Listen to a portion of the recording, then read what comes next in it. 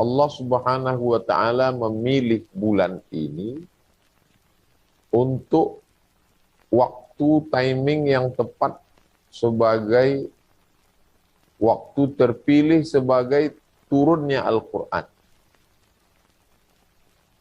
Inna anzalnahu fi lailatin mubarakah. Kami turunkan Al-Quran itu dalam malam yang penuh berkah. Ada 360 malam. Malam yang mana? Inna anzalnahu fi lailatul qadar. Kami turunkan Al-Quran itu pada malam qadar, artinya mulia. Malam yang memiliki kemuliaan. Malam yang mana? Maka dipersempit lagi. Syahrul Ramadan alladzi, disebutkan secara spesifik. Tidak ada penakwiran lain, hanya satu makna. Syahrul Ramadan. Satu-satunya nama bulan yang disebut dalam Al-Quran. Syahrul Ramadan alladzi unzila fihi Al-Quran. Pada malam-malam bulan Ramadan diturunkannya Al-Quran.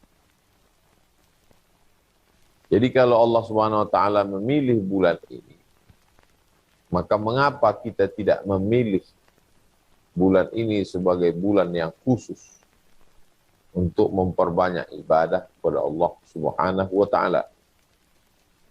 Ada banyak manusia, tapi ada satu yang dipilih, Sayyidina Muhammad sallallahu alaihi wasallam. Ada banyak hari, tapi ada satu yang dipilih, Sayyidul Ayyam, hari kita. Ada banyak bulan, tapi satu yang dipilih, yaitu Syahrul Ramadan, bulan suci Ramadan. Bulan yang dirindukan oleh Nabi Muhammad SAW, meskipun hadisnya dhaif, tapi boleh dipakai untuk motivasi beramal. Allahumma barik lana fi Rajab wa Sya'ban, berikan kami berkah di bulan Rajab dan Sya'ban. Wa ballighna Ramadan, sampaikan kami ke bulan Ramadan. Dia saja yang dijamin masuk surga, pemimpin para nabi dan rasul, ingin supaya berada di bulan ini. Lalu mengapa kita menyia-nyiakan bulan ini? Begitu banyak orang-orang yang sangat ingin berada di bulan ini, tapi ternyata ada yang lebih cepat dari keinginan, yaitu ajal. Sehingga mereka sudah mendahului kita menghadap Allah Subhanahu wa Ta'ala. Ini bulan Ramadan secara umum. Lalu kemudian siangnya, awal dari siang itu adalah waktu terbitnya fajar. Wabil ashari hum yastaghfirun. Pada waktu sahur mereka beristighfar. Tiap hari kita melewati waktu sahur, tapi kita tidak sahur. Di bulan Ramadan, waktu sahur itu hampir tidak pernah terlewatkan. Karena kita makan sahur. Tasaharu, bersahurlah. Fa inna fis sahuri barakah. Karena dalam sahur ada keberkahan. Secara fisik, berkahnya jelas. Bangun pagi, orang yang tidak Islam pun bangun pagi. Berapa banyak orang tidak Islam simpati, tertarik dengan Islam karena salah satu dari sekian juta ajaran Islam. Di antara ajaran Islam yang menarik bagi mereka bangun pagi. Karena bagi orang yang terlambat tidur malam, begadang, amat sangat berat bangun pagi. Dan orang Islam dibiasakan untuk bangun pagi sedini mungkin.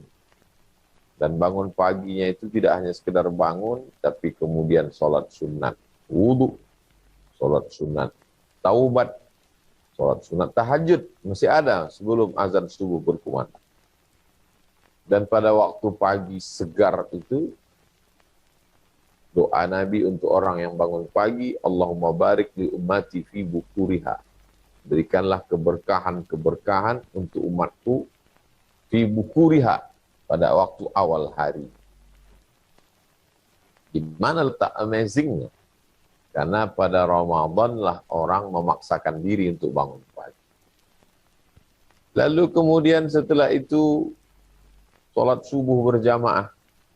Banyak orang sholat subuh tapi tidak berjamaah. Banyak orang berjamaah tapi tidak di masjid. Maka pada bulan suci Ramadan dapat dipastikan pasti di masjid. Karena ada rasa sayang kalau tidak ke masjid. Anak-anak remaja-remaji pun ke masjid beramai-ramai pulang berduyun-duyun. Karena ada sebuah tradisi subuh ke masjid. Menikmati sesuatu pemandangan yang beda dari bulan-bulan yang lain. Dan tidak hanya sekedar sholat di masjid. Habis sholat itu ada pengajian. Biasanya hampir semua masjid-masjid surau ada kajian subuh untuk mendapatkan keutamaan duduk di masjid sampai terbit matahari, sholat sunat isyraq 2 rakaat. Sekarang masuk waktu siang. Allah Ta'ala bersumpah, wan nahari idza tajalla. Waktu siang sampai dia tampak. Di waktu siang ini Allah Subhanahu wa Ta'ala berikan satu ibadah namanya siam. Siam artinya imsak. Imsak artinya memegang, menggenggam, tak lepas. Digenggam mata, tidak jelalatan. Digenggam telinga, tidak mendengar yang haram. Digenggam mulut, tidak memakan yang haram. Digenggam lidah, tidak mengucapkan yang haram. Ini nampaknya ibadah simple. Ada ibadah yang lelah, letih, tawaf, sa'i, 7 putaran, berkeringat. Ada ibadah yang mengecewakan hati bagi orang yang bakhil, duitnya keluar, infak, wakaf, sedekah. Ada ibadah yang berdarah-darah, jihad fisabilillah.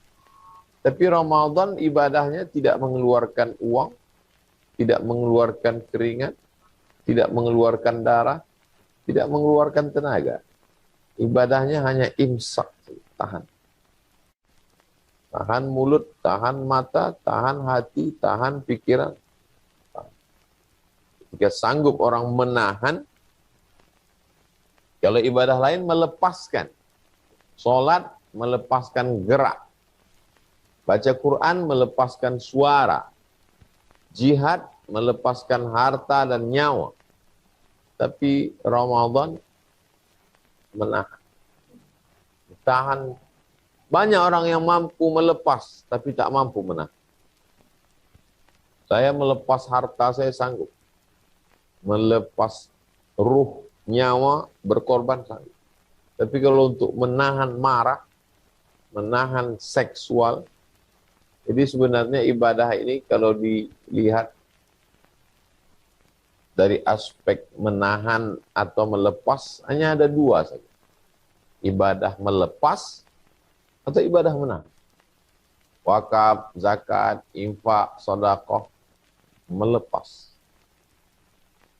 Puasa, menahan. Dan ditahannya itu, kalau di Indonesia sekarang, jam sahurnya di Sumatera jam 5, berbukanya 6.30.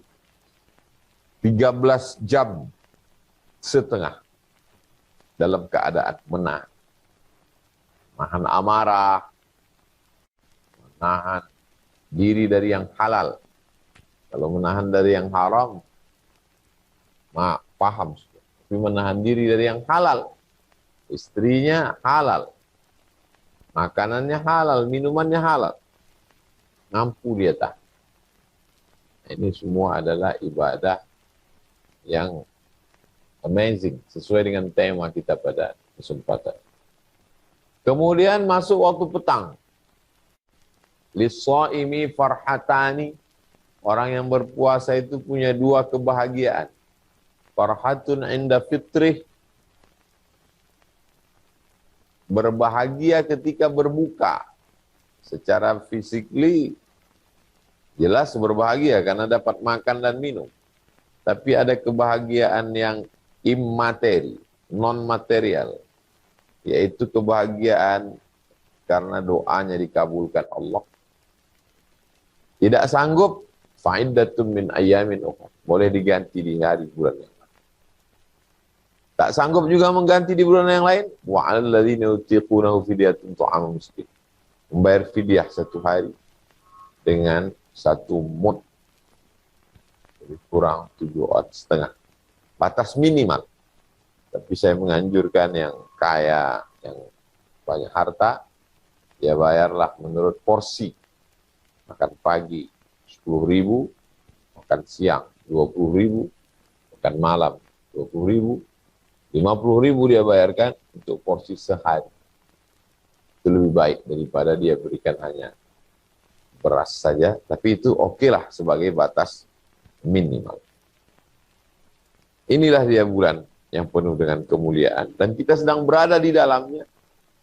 Kalau yang lalu sudah lewat tak bisa kita ulang, tapi ke depan masih ada beberapa hari lagi. 20 hari. Kita isi jangan sampai hampa, kosong, sia-sia tak bermakna. Saya kira sebagai pengantar dialog kita pada kesempatan kali ini, itu tadi penjelasan tentang beberapa aspek amazing Ramadan. Selanjutnya, dialog interaktif, tanya jawab, saya serahkan ke moderator. Terima kasih. Wassalamualaikum warahmatullahi wabarakatuh. Waalaikumsalam warahmatullahi wabarakatuh. Jazakallah atas pemaparan dari aspek-aspek Ramadan yang disampaikan Ustadz tadi. Baiklah, kita lanjut ke acara interaktif pertanyaan. Alhamdulillah di sini saya ada beberapa pertanyaan di atas meja yang bisa saya bacakan. Yang pertanyaan pertama adalah tentang iktikaf. Apa syarat-syarat suatu tempat apa syarat-syarat suatu tempat bisa dijadikan sebagai tempat iktikaf, terutama di bulan Ramadan? Apakah betul sebagai salah satu syaratnya bahwa tempat itu harus ada mengadakan salat Jumat berjamaah? Bagaimana Ustaz? Silakan.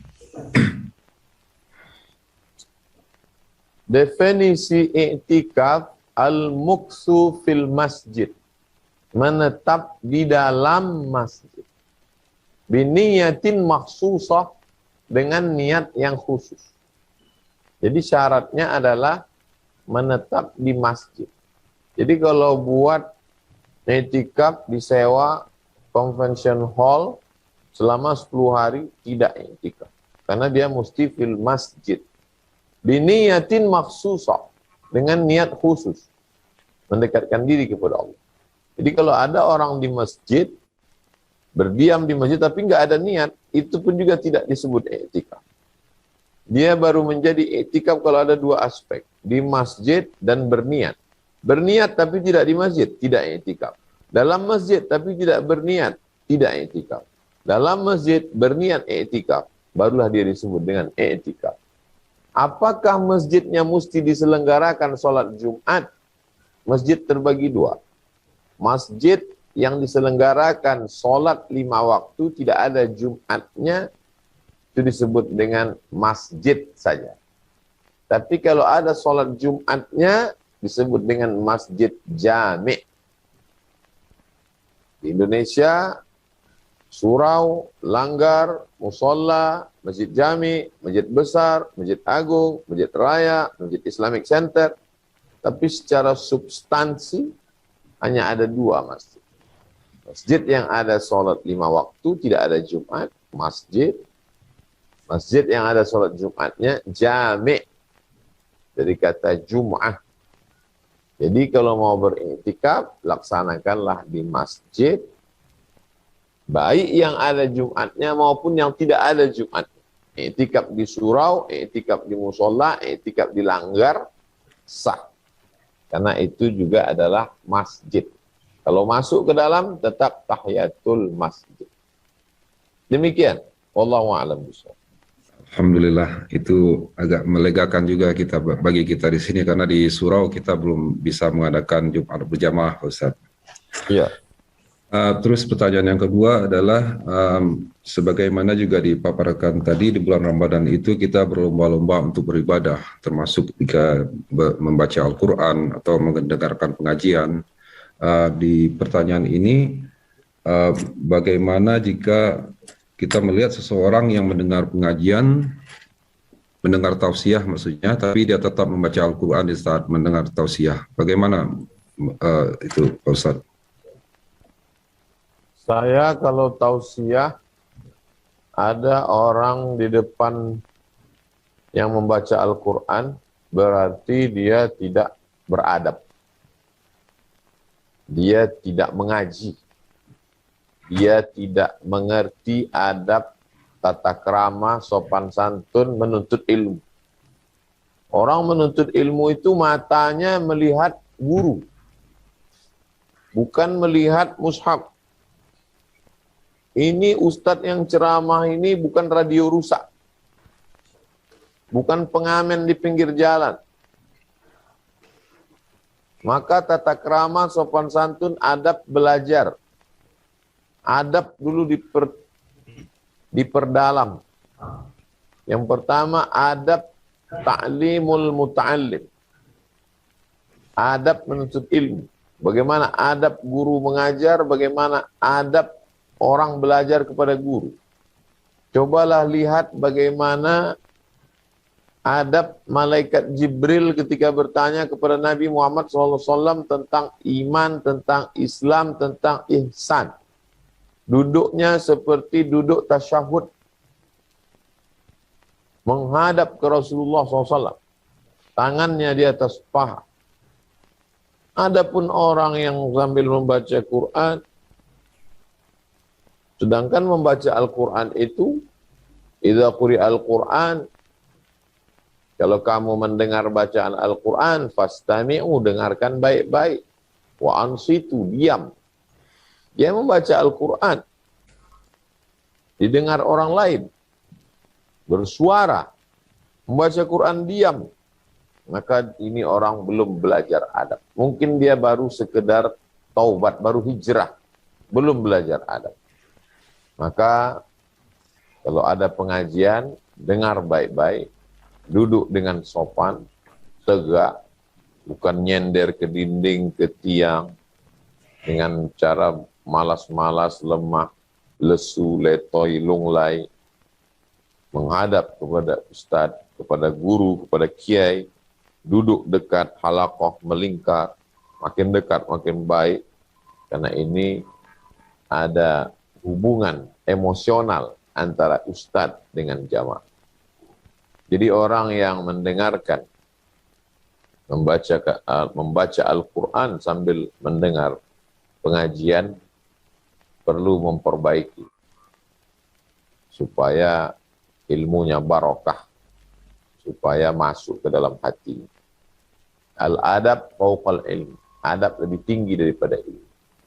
Belajar adab mengaji, adab tausiah, adab menuntut ilmu, adab membaca Quran, supaya kita terselamat.